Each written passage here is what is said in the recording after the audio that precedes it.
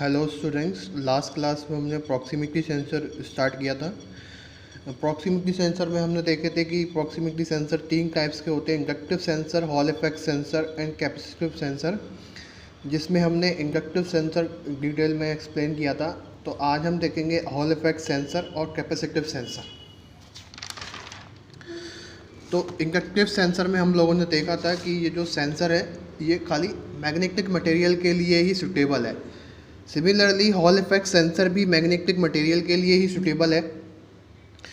अब ये जो हॉल इफेक्ट सेंसर है ये लॉरेंज फोर्स के प्रिंसिपल पे वर्क करता है। लॉरेंज फोर्स क्या कहता है?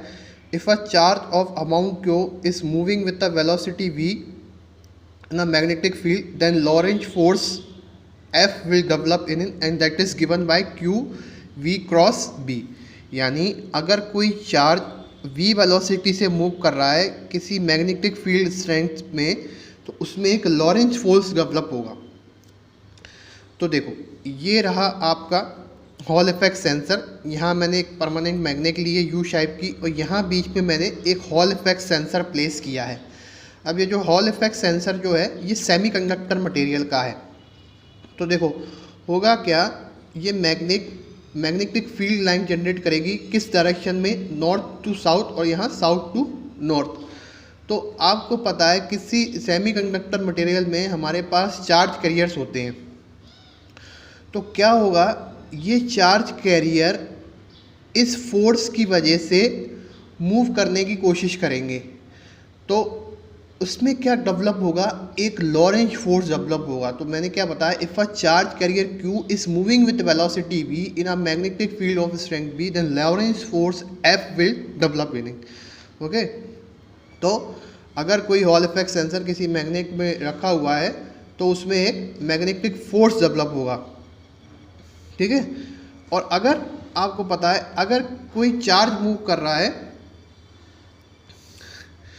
तो उसमें करंट फ्लो होगा, करंट फ्लो की वजह से उसमें कुछ ना कुछ वोल्टेज इंड्यूस होगा। तो देखो यहाँ मैंने क्या किया, यहाँ मैं अपने सेंसर के पास कोई मैग्नेटिक ऑब्जेक्ट पास में लेके आया। तो जैसे ही मैं मैग्नेटिक ऑब्जेक्ट लेके आया, जो पहले फील्ड लाइंस इस सेंसर के अंदर जा रही थी, अब वो इस ऑब्जेक्ट के थ्रू पास होंगी। तो क्या होगा, जो वोल्टेज पहले यहाँ था अब वो क्या हो जाएगा? रिड्यूस हो जाएगा। या फिर मैं ऐसे कह सकता हूँ कि जो ड्रॉप इन वोल्टेज है वो क्या हो जाएगा? वो इंक्रीज़ हो जाएगा। मैं ऐसे भी कह सकता हूँ, दोनों तरीके से कह सकता हूँ। क्या कह रहा हूँ मैं? जैसे ही मैं इस ऑब्जेक्ट को इस हॉल इफेक्ट सेंसर के पास में लेके जाऊँगा, तो जो पहले फील्ड ऑफ लाइन इसके थ्रू पास हो रही थी अब वो इसमें से भी पास होंगी। तो जो वोल्टेज यहाँ था वो क्या हो गया आएगा? वो कम हो जाएगा। या मैं कह सकता हूँ जो ड्रॉप हो रहा था वो इंक्रीज़ हो जाएगा वोल्टेज का। ओके, तो मैं क्या करूँगा, मेरे पास कैलिब्रेशन कर्व रहेगा, तो मैं ड्रॉप इन वोल्टेज यहाँ से जो भी ड्रॉप इन वोल्टेज है मैं ड्रॉ करूँगा, और यहाँ से मैं इंटरसेक्शन देखूँगा इस वाली एक्सिस पे, तो जो मुझे क्या देगी? Distance between sensor and object. तो अगर मैं दूसरे तरीके से देखूँ कि मेरा ड्रॉप इन वोल्टेज ज़्यादा है, ड्रॉप इन वोल्टेज ज़्यादा का मतलब क्या है कि यहाँ वाला ये जो ऑब्जेक्ट है ये ज़्यादा पास आ रहा है, तभी तो यहाँ ड्रॉप इन वोल्टेज ज़्यादा हो गया, तभी तो सारी की सारी मैग्नेटिक फील्ड लाइन इसमें से पास होंगी अगर ये ज़्यादा क्लोज होगा। तो अगर ड्रॉप इन वोल्टेज ज़्यादा हो गया तो यानी मैं क्या कह सकता हूँ, जो मेरी डिस्टेंस है ऑब्जेक्ट और सेंसर के बीच में वो क्या है? वो कम है। तो वो मैं यहाँ से भी देख सकता हूँ, अगर मेरा ड्रॉप इन वोल्टेज ज़्यादा है तो ये वाली डिस्टेंस क्या हो जाएगी? कम। यानी सारी की सारी फील्ड लाइन्स कहाँ से जा रही हैं? इस फेरोमैग्नेटिक ऑब्जेक्ट के बीच में। तो इस तरह से आपका हॉल इफेक्ट सेंसर वर्क करता है। इंडक्टर सेंसर का डिसएडवांटेज क्या है कि वो भी खाली मैग्नेटिक मटेरियल के लिए यूज़ कर सकते हैं। हॉल इफेक्ट सेंसर का भी डिसएडवांटेज क्या है, हम फेरोमैग्नेटिक ऑब्जेक्ट यानी मैग्नेटिक मटेरियल के लिए यूज़ करते हैं। तो इन दोनों के डिसएडवांटेजेस को दूर किया किसने? कैपेसिटिव सेंसर ने। कैपेसिटिव सेंसर भी एक तरह का प्रॉक्सिमिटी सेंसर ही है, लेकिन इसमें एडवांटेज क्या है, ये हम किसी भी टाइप के मटेरियल के लिए हम लोग यूज़ कर सकते हैं। तो अब हम देखते हैं कैपेसिटिव सेंसर का वर्किंग प्रिंसिपल। तो ये है आपका कैपेसिटिव सेंसर।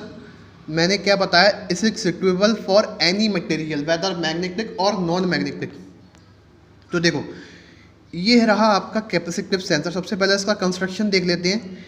ये है आपकी रेफरेंस इलेक्ट्रोड, जिसको मैं बोलता हूँ रिंग, और ये है आपकी मेटेलिक डिस्क, इसको मैं बोलता हूँ सेंसिटिव इलेक्ट्रोड।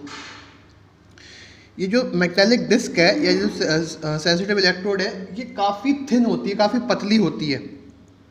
मतलब अगर इसमें थोड़े से भी वाइब्रेशंस मिले तो क्या होगा, इसका कैपेसिटर चेंज हो जाएगा। इसको समझने की कोशिश करते हैं। When an object is brought near to the sensitive electrode there will be accumulation of charges and consequently its capacitance changes. यानी ये जो सेंसिटिव इलेक्ट्रोड है इतनी थिन है कि अगर कोई ऑब्जेक्ट इसके पास में मैं लेके आऊँ तो उसमें क्या होगा, चार्ज का एक्यूमुलेशन होगा, चार्ज एक्यूमुलेट होंगे, और अगर जैसे ही चार्ज एक्यूमुलेट होंगे तो उसका कैपेसिटर क्या हो जाएगा, चेंज हो जाएगा। और अगर जैसे ही इसका कैपेसिटर किसी एक प्री डिफाइंड वैल्यू को एक्सीड कर गया तो क्या हो जाएंगे, ऑसिलेशन स्टार्ट हो जाएंगे। यानी मैं कोई ऑब्जेक्ट अपने सेंसिटिव इलेक्ट्रोड के पास लेके आया तो वो इतना थिन है कि तो उसमें चार्ज एक्यूमुलेट हो जाएंगे, और जैसे ही चार्ज कुछ प्री डिफाइंड वैल्यू के एक्सीड कर गए तो वो क्या हो जाएगा, ऑसिलेशन स्टार्ट हो जाएंगे। और मैं अपने इस ऑसिलेशन को काय में कन्वर्ट कर दूंगा, आउटपुट वोल्टेज में। अब उस ऑसिलेशन को मैं आउटपुट वोल्टेज में मैं कैसे कन्वर्ट कर रहा हूँ, मैं एक सर्किट लेता हूँ, पीसीबी सर्किट। देखो, ये रहा मेरा सेंसिटिव इलेक्ट्रोड, ये रहा मेरा पीसीबी सर्किट, ठीक है।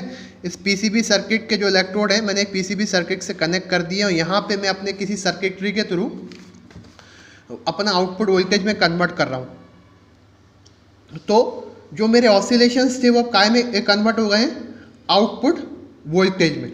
तो देखो, यहाँ पे मैंने कैलिब्रेशन कर्व ड्रॉ किया है, सेम कैलिब्रेशन कर्व जैसे मैं हर बार ड्रॉ करता हूँ। यहाँ percentage change in capacitance distance between sensor and object. तो आप मुझे एक बात बताओ, अगर मैं अपने किसी ऑब्जेक्ट को ज़्यादा क्लोज ले जाऊँ इस सेंसर के, तो क्या होगा, जो परसेंटेज चेंज है, जो कैपेसिटर में चेंज है वो ज़्यादा आएगा एज़ कम्पेयर टू मेरा ऑब्जेक्ट अगर उससे दूर रखा हो।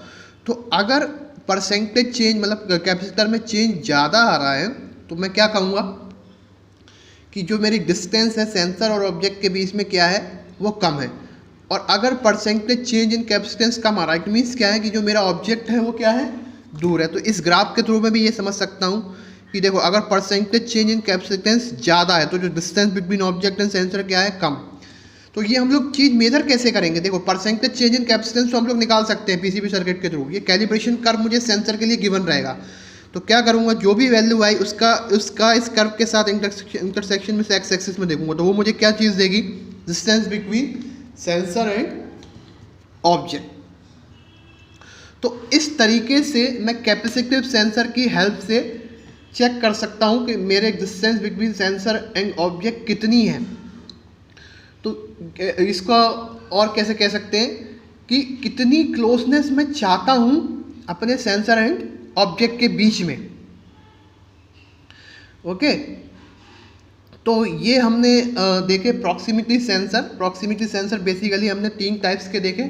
सबसे पहला इंडक्टिव सेंसर, जो कि मैग्नेटिक मटेरियल के लिए ही यूज़ होता है और इंडक्टिव फिनोमेना पे वर्क करता है। दूसरा हमने देखा हॉल इफेक्ट सेंसर, जो भी मैग्नेटिक मटेरियल के लिए ही यूज़ होता है, जो हॉल इफेक्ट प्रिंसिपल पे वर्क करता है। तीसरा हमने देखा capacitive sensor, that is suitable for any type of material whether it is magnetic और नॉन मैग्नेटिक, ठीक है।